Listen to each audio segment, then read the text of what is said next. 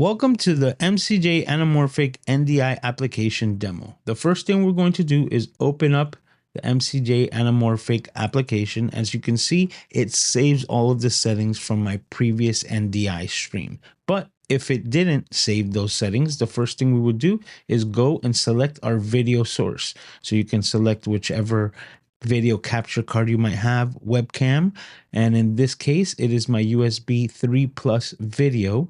It already is selected to the appropriate desqueeze rate, but if it didn't, it will look something more like this. And this is the image that you're getting out of a camera that has a anamorphic lens attached to it, but does not have anamorphic support. That's why I made this app. And you'll be able to select your appropriate desqueeze factor. In my case, it is the 1.33 that we have selected here. Once that's selected, we name our NDI stream. So we can do the A7R, and then we'll just put a MK2 because it's the Mark II.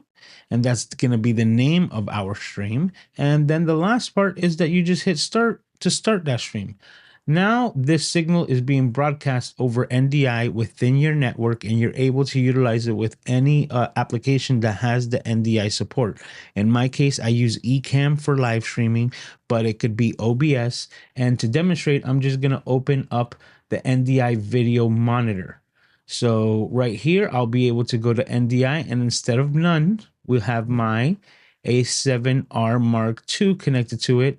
And that's how simple it is to get this signal into Ecamm, OBS, or any native NDI receiver. That's it in a nutshell. You're able to utilize the application fairly easy, and that's how easy it is to make an anamorphic image available now through NDI for live streaming or any live video production. And that is the MCJ Anamorphic NDI application.